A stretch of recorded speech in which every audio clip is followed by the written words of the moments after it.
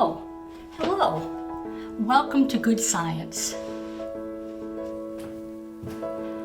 Hi, I'm Caroline Goode. The year is 2020 and we're in the middle of a pandemic.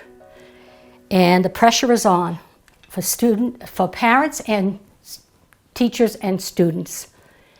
And so the purpose of Good Science videos is to bring to you, especially parents, a way to supplement and provide resources that help your students learn. And I learned when I first started teaching science that in order to learn science, you have to do it. There has to be some action to it. There has to be some connection so that students can put their thoughts and their actions together to better understand the natural world around them. So this video, Doing Science Remotely, is going to provide you as parents with a resource and ideas for how this is going to work in your home. I'd like you to meet my lab assistant, Hope. Now, Hope is here because in these trying times and stressful times, we all need hope. And so she is here to let you know that you're not alone and that help can be found. Now, I was a teacher, middle school science teacher, grades 5 and 6, but I also taught enrichment programs for grades 5 through 8. And I am taking what I have learned works in my classroom and sharing it with you, and then I'll be sharing it with your students as well. I'm also the author of 5th Grade Science by Caroline Goode. This is put out by Teaching Point Publishing. And for teachers who may need these resources, you can just Google this online and you can go in and see you can download samples and see what's there. But you don't need this book to watch the videos, and your students don't need it to learn. Okay, so let's get started. First thing is to set up a space, and I'm sure if you've been working remotely with your kids already, you've already set up a workspace for them, whether it's a desk, a table, a portable lab table, whatever works in your home. And I recommend that you set up a science kit for each of your children with markers. And these are just the basics right now, the basics that you want to have on hand. You'd like to have markers, tape, crayons. You'll want a pencil and a pen, 2 pencils if possible, a pencil sharpener, okay, a glue stick, and a ruler. Okay, this is your basic kit. This is what I used in my classroom, and 3 to 4 students would share the materials in here to have double sets of markers, double sets of everything. And I think I forgot something, and that's scissors. And so they were able to share this, and it reduced the cost that I had to spend to buy markers for 100 students a day. These got used over and over again.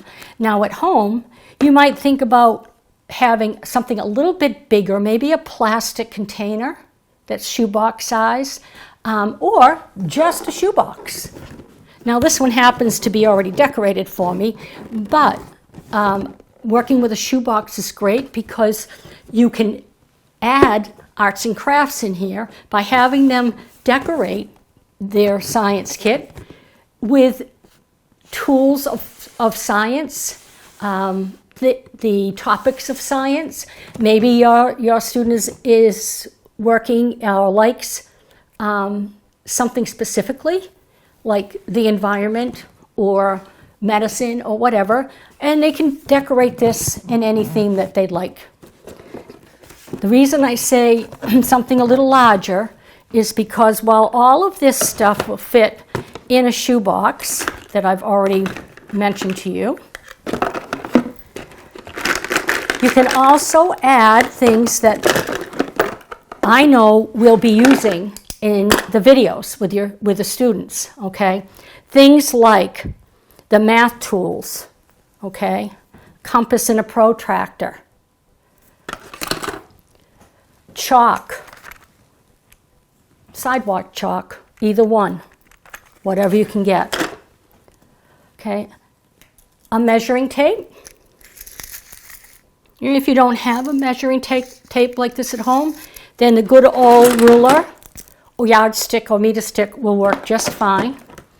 And if you're into sewing, I always liked the measuring tape that people use when they're sewing because it stretches a long way if we want to start measuring distances.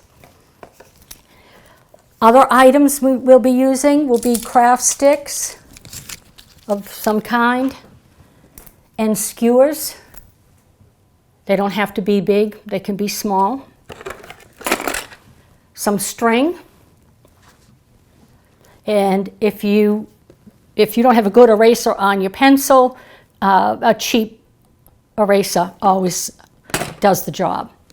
So these are all things that I recommend that you start with, and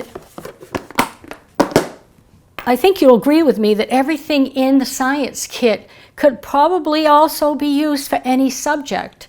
So if you have more than one child, if you can make a science kit, if they can make a science kit for themselves, then you eliminate all that bickering on, those are my markers, that's my pencil, where are my scissors, where's my tape? Should be in your science kit. So that's a huge resource for you, and it keeps things organized. And that's another thing, is working as scientists, as I'll be asking your kids to do, is organization. Keep things organized, know where they are when you need them. Other things that have on hand is construction paper, computer paper. We use that a lot for sketching or drawing, or any drawing paper, or the construction paper, whatever works. But I also ask that they have a science notebook, because the lessons that I'll be going through with your kids are standards-based. They align with the standards. They're based on STEM education, which is science, technology, engineering, and math. And I like them to work as scientists.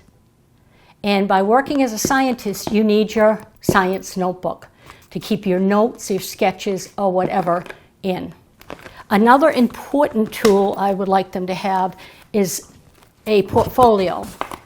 This is a file folder. If you do not have a file folder, you can easily make one from construction paper or anything else that you may find that works for you. Again, organization is key. If we have a portfolio, and we have a notebook, and we have a science kit, okay, as we go through the school year, we have almost everything we need for the good science videos. Okay. Now, the reason I like to say a portfolio is because there are things that we will do that students will want to look back on, or they'll want to have as evidence of what they've learned through the videos that I'll be teaching.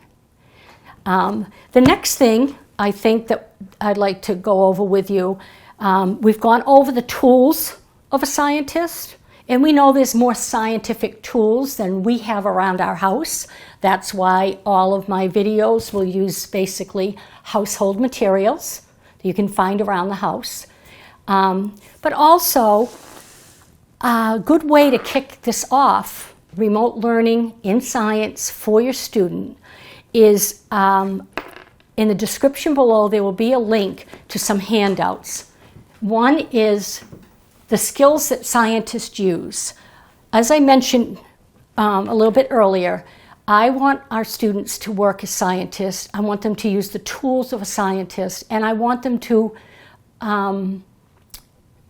use the language of science. And by that I mean science is a process. Science is not just following a recipe book type investigation where you have a worksheet and you fill it out step by step by step by step. That's not the way a scientist works. It's a process for them. And so their first thing is they are driven by a question to answer.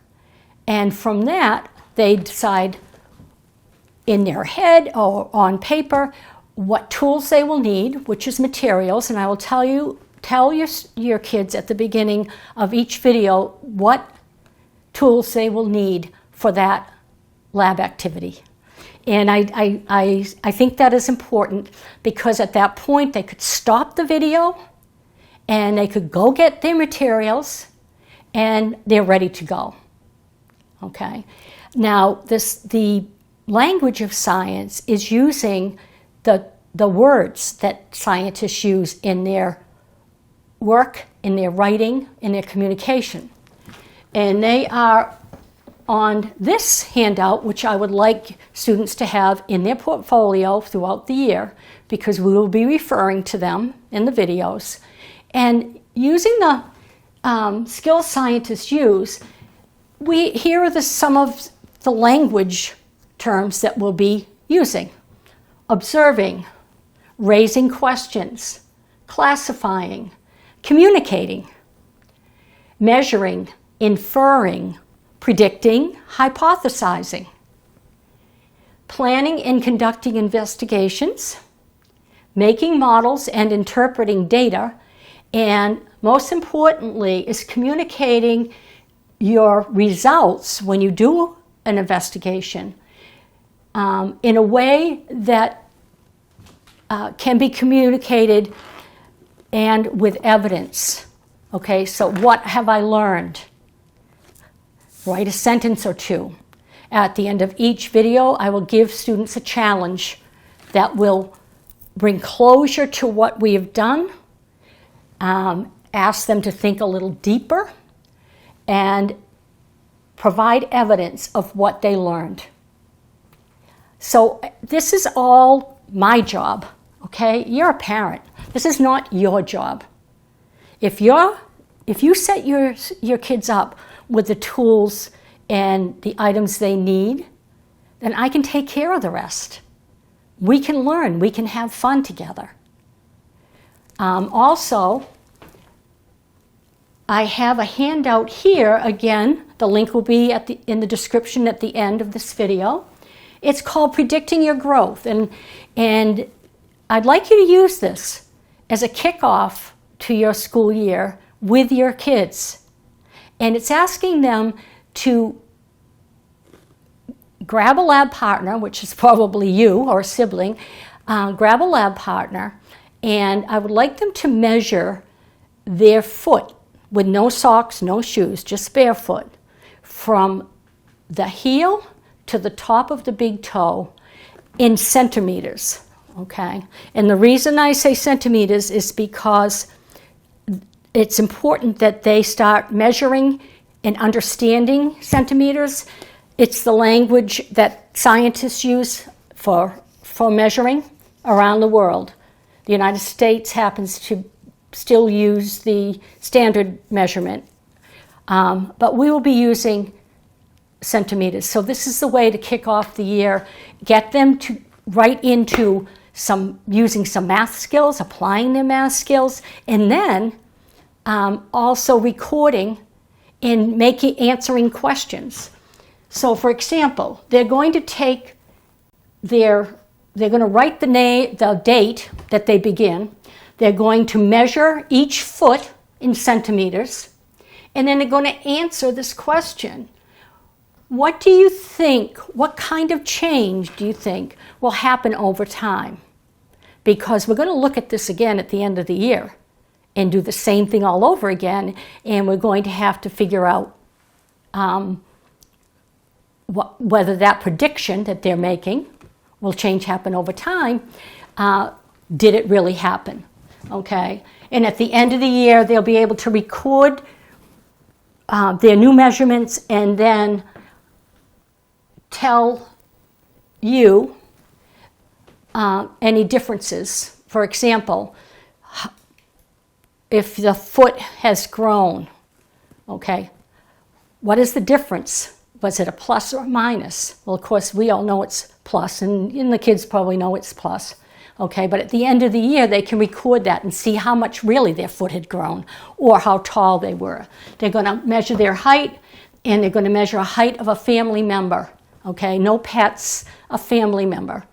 All right, and then just for throwing in some fun stuff, at the beginning of the year, what is your favorite food? What's your favorite sport?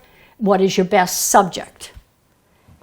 Then we take it, we file it into our portfolio, and we don't look at it again till the end of the year. And I have to tell you, when we do this final measuring at the end of the year, how excited and surprised the kids are when they see the actual differences in their answers and their predictions. So I encourage you to do this to kick off your remote learning with your children. Good science theme is to dream big always and to never stop asking questions. And so with that, I hope this helps you kickstart your remote learning in science with your kids. And I will post other informational videos for you as parents as the video in school year goes on. So I thank you for watching Good Science, and I hope we have a really great year together and we're going to have fun.